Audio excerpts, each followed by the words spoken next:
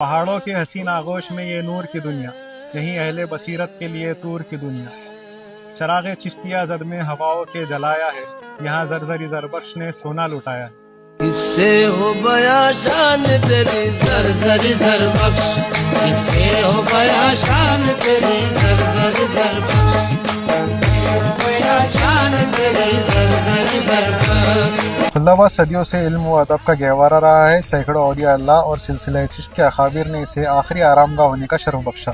سلطانوں نے سکون کی تلاش میں یہاں چکر لگائے اور اسے روحانی راجدھانی کا رتبہ بخشا۔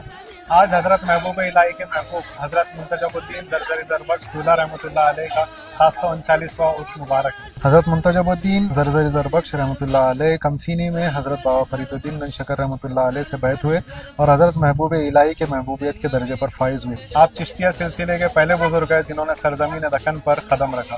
مخول آزاد بلگرہ میں پورے خلد آباد میں یہ پہلا مزار ہے جس کے اوپر گنبد تعمیر ہوا تھا، اسی وجہ سے خلد آباد کا پہلا نام روضہ ہے۔ وحیدہ نسیم صاحبہ اپنی کتاب شان بتاج میں لکھتے ہیں کہ آپ حضرت برہان الدین غریب کے چھوٹے بھائی ہیں اور آپ کے دو بھائی عزیز خطال اور ابو الفاتح کی مزارات دولت آباد میں 2 کمانوں والی مختصر خانے میں ہیں۔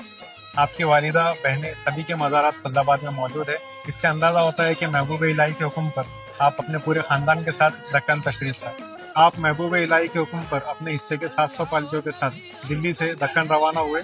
اسی قافلے میں حضرت بابا فرید الدین گنج شکر رحمۃ اللہ علیہ کے نواسے خواجہ محمد صاحب اور انہی میں حاجی نظام الدین پیش امام چاردہ اولیاء رحمۃ اللہ علیہ بھی تھے جو اولیاء کرام کی امامت فرماتے۔ حضرت کی آرام گاہ کاغذی پورہ میں موجود۔ دلی سے دکن چلتے وقت قافلے میں تعداد زیادہ ہونے کی وجہ سے آپ فکر میں تھے کہ خرچہ کہاں سے چلے گا۔ اسی فکر میں آپ محبوب الہی کی خدمت میں حاضر ہوئے۔ محبوب الہی نے مراقبہ کر کے فرمایا کہ سب کا خرچ تہجد کی نماز تک پہنچ جائے گا انشاءاللہ۔ روایت سے ثابت ہے کہ ہر روز تہجد کے وقت سونے کا ڈبہ غیب سے ملتا جسے آپ فقراء میں صدقات خیرات میں خرچ کر دیتے تھے اور اپنے لیے کچھ بھی نہیں رکھتے۔